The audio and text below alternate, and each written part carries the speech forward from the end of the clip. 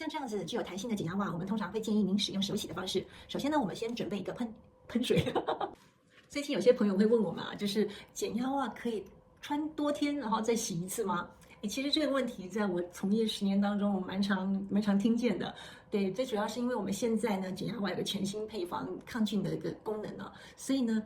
我们在穿着袜子的时候，它紧贴了我们的足底，然后可以起到吸湿排汗的作用。同时之间，你脱掉袜子之后，你会觉得那个袜子产生的异味感是比较少的，所以很多人脱掉袜子之后会觉得，其实足部还是挺干爽的，是不是可以再多穿几天呢？但是按照卫生的一个建议啊，我们还是会建议您就是一穿一洗会比较符合卫生原则。那另外有些朋友就是他是购买飞机袜，然后出国使用的，在我们旅行的过程当中啊，可能比较没有办法可以天天洗袜子。但是啊，很多人也因为刚刚上述的那个原因，就会觉得，哎呀，我就同一双袜子穿好多天呐，因为反正我旅行真的每天都很需要，所以像这种情况也可能会造成一袜穿多天的这个情形。所以还是会建议你，如果有办法的话，尽量的还是稍微清洁一下您的袜子，那避免这些可能脏污藏在我们的减压袜里头，造成卫生的问题哦。那我们现在来说一下如何清洗我们的减压袜。像这样具有弹性的袜子，我们都会建议您使用手洗是最佳的保养方式。首先呢，我们先准备一盆低于40度的温水，那加入中性的洗剂之后呢，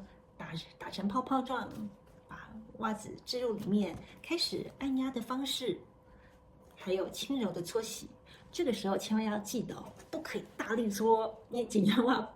不是抹布哦，所以千万不能够大力搓的时候，可能会伤害到我们的弹性哦。所以呢，我们就温柔的搓洗和按压的方式，然后做清洁。接下来呢，换盆清水，将里面的脏污还有洗剂全部的都洗出来之后，我们轻轻的呢挤压水分。挤压完毕后，拿出大毛巾，将减压袜摊开，放置入毛巾之内，盖上。用按压的方式呢，把水分给拍干。拍干之后的袜子，我们可以使用我们的衣架，用衣架的方式把它这样子挂在阴凉之处，避免太阳直晒，风干就可以了。所以这个是减压袜手洗的流程。所以有些朋友啊，听到这里的时候啊，他们就会立刻蹦出一个问题，就是我可不可以用洗衣机洗？的确啊，手洗其实对于我们现代人来说啊，是真的时间分秒必争的情况，会比较难真正天天做到。但是如果您要使用洗衣机来洗的话，请您准备那种小型的洗衣袋，把减压袜放进去之后，差不多就满了的那种小型洗衣袋。这样子的话，就可以避免它放进大型洗衣袋的时候，它是呈现松散状的。在洗衣机里面仍然会有这种所谓的拉扯或搅打情况出现，所以呢，在小型洗衣袋的方式啊，把袜子放进去之后呢，放进洗衣机里面揉洗揉脱的方式，一样也是可以完成清洗的。这个时候呢，我们一样再用刚刚的方式，让减压袜避开阳光直射，风干即可。